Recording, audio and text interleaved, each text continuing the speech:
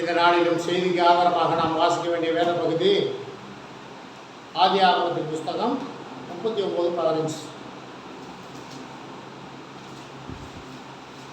நான் சத்தமிட்டு கூப்பிடுவதை அவன் கேட்டு தன் வஸ்திரத்தை என்னிடத்தில் விட்டு வெளியே ஓடி போய்விட்டான் என்று சொன்னாள். நாம் வாசிக்க திருவசனத்தின் மூலம் கர்த்தர் நம்மோடு பேசும்படியாக நமக்கு இருக்க விசாரம் அவர்கள் சொல்லியிருக்கார்கள். ஸ்தோத்திரமானவரே, ஸ்தோத்திரப்பிதாவே, அப்பா ஸ்தோத்திரமானவரே, ஆதியாகமம் 39:15 கர்த்தர் நாம் எங்களோடு பேசணும் எடுக்கணும். ஆண்டவரே சப்பா தகப்பனே, அப்பா இதில் உள்ள மறைபொருள் ரகசியம் கர்த்தர் நாம் வெளிப்படுத்த வேண்டியாச்சு. அப்பா ஸ்தோத்திரம் மனக்கண்களை திறந்து வேண்டியாச்சு. இந்த காரியத்தில் நாங்கள் கேட்டு கடந்து அப்பா ஸ்தோத்திரமானவர்கள் காணப்படப்பட்ட எல்லா துணி கணம் ஞாபகம் உமக்கே சொல்லுவோம். இப்போ இயேசு கிறிஸ்து நாமத்தில் ஒரு ஜீவனுள்ள அழகாவே. ஆமென். இந்த வாரமும் கடந்த வாரத்துடைய தொடர்ச்சியை நம்ம பார்க்க போகிறோம். கர்த்தருக்கு ஸ்தோத்திரம். பாருங்க, நம்ம வாசித்த வசனம், நான் சத்தமிட்டு கூப்பிடுகிறதை அவன் கேட்டு தன் வஸ்திரத்தை என்னிடத்தில் விட்டு வெளியே ஓடி போய் விட்டான் என்று சொன்னான். யாரு? போத்திபாருடைய மனைவி. இப்போ ஒரு நீதிமானாகிய யோசேப்பை பிசாசானவன் யார் மூலமாக சோதிக்கிறான்? போத்திபார் என்கிற அந்த அதிகாரியுடைய மனைவியின் மூலமாக பிசாசானவன் சோதிக்கிறான். இப்போ பாருங்க, அவன் சோதிச்சது அவன் பொய்ச்சாச்சின்னு சொல்கிறான். என்ன சொல்கிறா? நான் சத்தமிட்டு கூப்பிடுகிறதை அவன் கேட்டு தன் வஸ்திரத்தை என்னிடத்தில் விட்டு விட்டு வெளியே ஓடிவிட்டான் என்று சொன்னான். அவனுடைய எஜமான் வீட்டுக்கு வருமளவும் அவனுடைய வஸ்திரத்தை தன்னிடத்தில் வைத்திருந்து அவனை நோக்கி, நீ நம்மிடத்தில் கொண்டு வந்த அந்த எபிரேய வேலைக்காரன் சரசம் பண்ணும்படி என்னிடத்தில் வந்தான். அப்பொழுது நான் சத்தமிட்டு கூப்பிட்டேன், அவன் தன் வஸ்திரத்தை என்னிடத்தில் விட்டு வெளியே ஓடிப்போனான் என்றான். உம்முடைய வேலைக்காரன் எனக்கு இப்படி செய்தான் என்று தன் மனைவி தன்னுடைய சொன்ன வார்த்தைகளை அவனுடைய எஜமான் கேட்டபொழுது அவனுக்கு கோபம் உண்டு. இப்போ அவனுடைய கோபம் நியாயமானது. அவனுடைய கோபம் நியாயமானது. ஏன் நியாயமானதுன்னு சொல்லுங்க பார்ப்போம். போத்திபாருடைய கோபம் நியாயமானது ஏன்னு சொல்லுங்க பார்ப்போம். ஏன்னா அங்கே என்ன நடந்துச்சுன்னு தெரியாது போத்திபாருக்கு. ஆனால் அவனுக்கு என்ன கோபம்னா, எல்லாத்துக்கும் அவனை அதிகாரியாக நான் ஏற்படுத்தினேனே, அவன் இப்படி செய்கிறானே, தன் மனைவியை குற்றச்சாட்டு சொல்லும்போது அதை அவன் நம்பி கோபப்படுகிறான். சரி, கர்த்தருக்கு ஸ்தோத்திரம். பாருங்க, கனவுகள் மெய்ப்படும். கனவுகள் மெய்ப்படும். அப்படின்னா நான் சொல்கிற வார்த்தை உங்களுக்கு புரியுதா? கனவுகள் மெய்ப்படும், கனவுகள் நடக்கும். சில சமயத்தில் கர்த்தர் நம்மளுடைய வாழ்க்கையில் நம்முடைய கனவுடைய காண்பிக்கிற காரியம் நடக்கும். சில சமயத்தில் மெய்ப்படாது. ஆனால் நமக்கு கர்த்தர் சில கனவுகளை காண்பிப்பார். அந்த கனவு நம்முடைய வாழ்க்கையில் நடக்கும். ஆனால் அது நன்மையான காரியமாக காமிச்சிருப்பார், நம்மளை ஒரு உயர்ந்த ஸ்தலத்தில் காண்பிச்சிருப்பார். ஆனால் நடக்கும். ஆனால் பல சோதனைகளை கடந்து செல்ல வேண்டியும் இருக்கும். இப்போ யோசேப்பினுடைய வாழ்க்கையில் நடந்தது அதுதான். யோசேப்பினுடைய கனவு அவன் ஒரு உயர்ந்த ஸ்தானத்தில் இருக்கிறது போலதான் கனவு. ஆனால் என்னைக்கு அந்த கனவை அவர் கண்டாரோ அன்னைக்கே அவருடைய வாழ்க்கையில் ஆரம்பித்தது சோதனை. அதெல்லாம் கடந்து வந்தார். போத்திபார் வீட்டில் அவன் அதிகாரியாக இருந்தான். இப்படி ஒரு சம்பவம் நடந்துச்சு. சரி, கர்த்தருக்கு ஸ்தோத்திரம். யோசேப்பின் எஜமான் அவனை பிடித்து ராஜாவின் கட்டளையால் காவலில் வைக்கப்பட்டவர்கள் இருக்கும் சிறைச்சாலையிலே அவனை ஒப்புவித்து சிறைச்சாலையில் அவன் இருந்தான். இப்போ என்ன பண்ணால் மறுபடியும் இப்போ யோசேப்பு எங்கே போயிட்டாரு? சிறைச்சாலைக்கு போயிட்டான். ஆனால் பாருங்க அடுத்த வார்த்தை 21 வாசிங்க. கர்த்தரோ யோசேப்போடு இருந்து அவன் மேல் கிருபை வைத்து சிறைச்சாலை தன்னுடைய தயவுக்கு அவனுக்கு கிடைக்கும்படி செய்தார். இப்போ பாருங்க கர்த்தரோ யோசேப்போட இருந்தார். இப்போ யோசேப்பு எங்க இருக்கிறாரு? அப்ப கர்த்தர் எங்க இருக்கிறார்?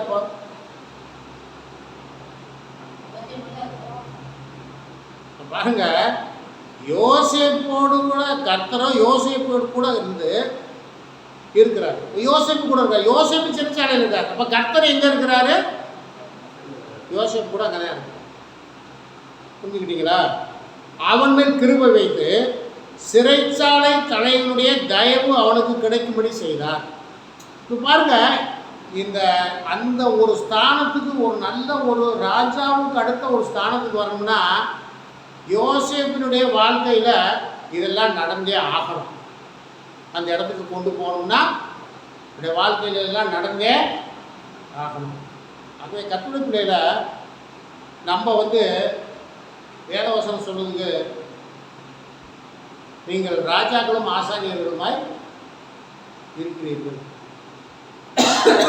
அப்போ பாருங்க நம்ம கர்த்தருடைய பிள்ளைகள், ராஜாவுடைய பிள்ளைகள், நம்மளும் ராஜாவுடைய பிள்ளைகள் அந்தஸ்துக்கு போகணும்னா நம்ம பல பாடுகளை சந்திச்சுக்க ஆகணும்.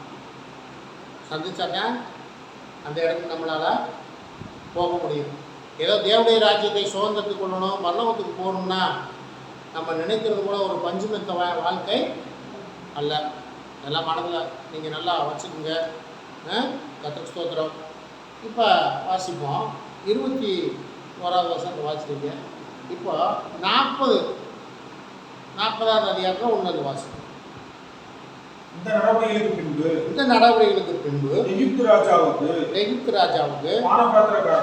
பானபாத்திரக்காரனும் சுயம்பாகியும் எகிப்து ராஜாவாகிய தங்கள் ஆண்டவனுக்கு குற்றம் செய்தார்கள். பாருங்க எகிப்தின் ராஜாவுக்கிட்ட அரண்மனையில் வேலை பார்க்குற பானபாத்திரக்காரனும் சுயம்பாகியும் இவங்க 2 பேரும் குற்றம் செய்கிறாங்க. இப்போ குற்றம் செஞ்சோன்னா இவங்க 2 கொண்டு எங்கே போடுறாங்க? சிறைச்சாலையில் போடுறாங்க. அதுவும் யார் இருக்க சிறைச்சாலையில் கொண்டு போடுறாங்க? யோசேப்பு இருக்கிற அந்த சிறைச்சாலையில் கொண்டு போடுறாங்க. இப்போ பாருங்க அந்த ஸ்தானத்துக்கு வரணும். ராஜாவுக்கு அடுத்த ஸ்தானத்துக்கு வரணும்னா பாருங்க அப்போ யாரை பயன்படுத்துகிறாங்க? அந்த 2 பானபாத்திரக்காரனையும் சுயம்பாகி என்கிற அவனையும் கொண்டு போய் யோசேப்பு இருக்கிற சிறைச்சாலையில் போட்டாச்சு.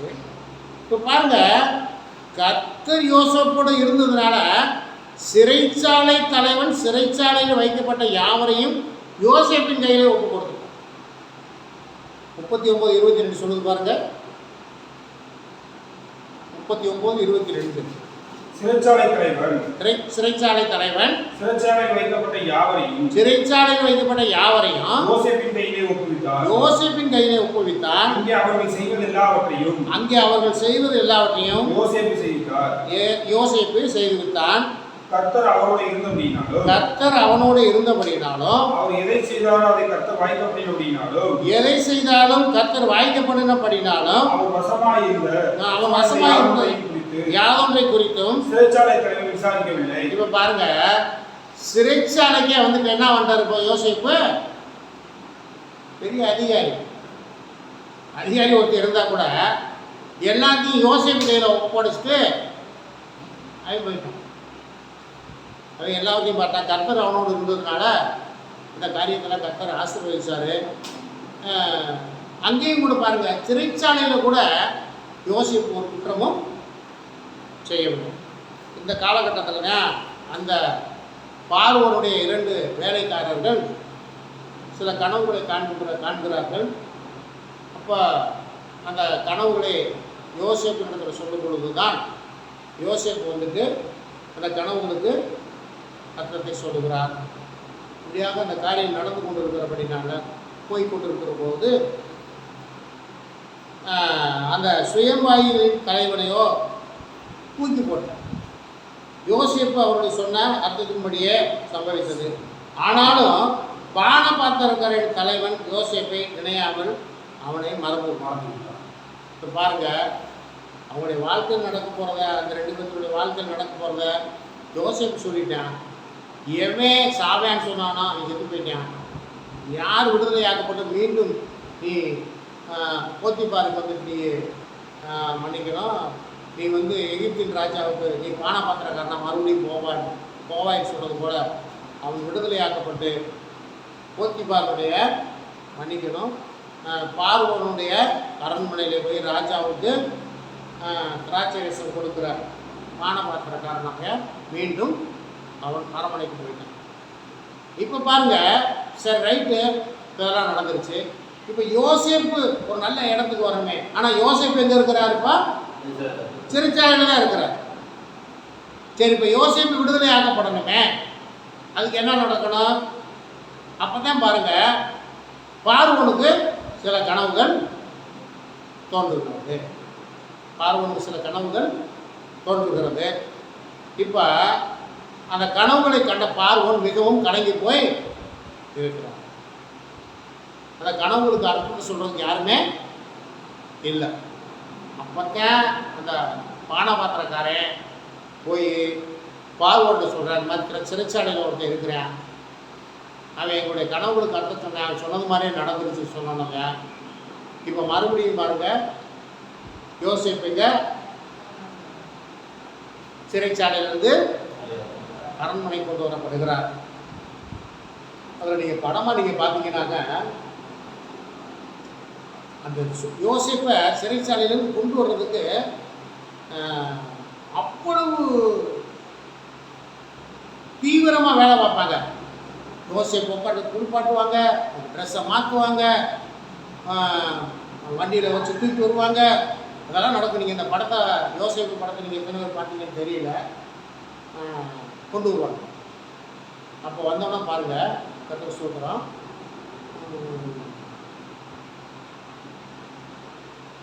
41:15 வாசிங்க.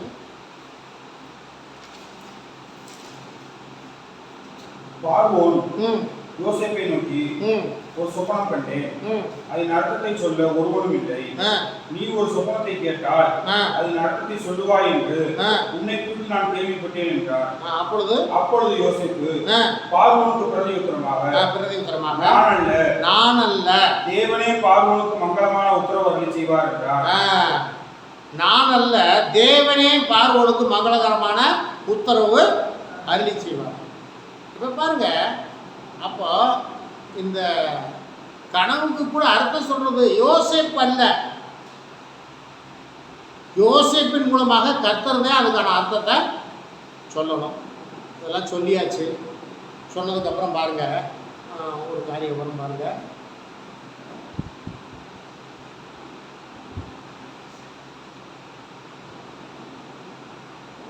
முப்பத்தி 39 வருஷம். பின்பு பார்வோன் யோசேப்பை நோக்கி தேவன் இவை எல்லாவற்றையும் உனக்கு வெளிப்படுத்தி இருக்கிறபடியால் உன்னை போல விவேகமும் ஞானமும் உள்ளவன் வேறொருவனும் இல்லை. நீ என் அரண்மனைக்கு அதிகாரியாய் இருப்பாய். உன் வாக்கின்படியே என் ஜனங்கள் எல்லாரும் அடங்கி நடக்க கடவார்கள். சிங்காசனத்தின் மேல் மாத்திரம் உன்னிலும் நான் பெரியவனாய் இருப்பேன். இப்ப பாருங்க, நாட்டு மக்கள் சட்டம் எல்லாமே யார்கிட்ட போயிடுச்சு? யோசேப்பிட்ட போயிடுச்சு. சிங்காசனம் மட்டும் யார்கிட்ட இருக்கு? பார்வோன். இப்போ பாருங்க, இப்போ தான் வந்து யோசேப்பு கண்ட கனவு மெய்ப்பட்டு நடந்து ஒரு 99% நிறைவேறிடுச்சு. ஏன் அந்த 1% இருக்கு தெரியுமா நிறைவேறாம? அவங்க சகோதரர்கள் வரணும், யோசேப்பை பணிந்து கொள்ளணும். யாக்கோபுனுடைய மனைவிகளும் வந்து யோசேப்பை அணிந்து கொள்ளும். அதனால தான் அந்த 1% மீதி அதுவும் நடந்தது. அப்போ யோசேப்பு கனவு கண்டார், மேன்மையான காரியங்களை கண்டார்.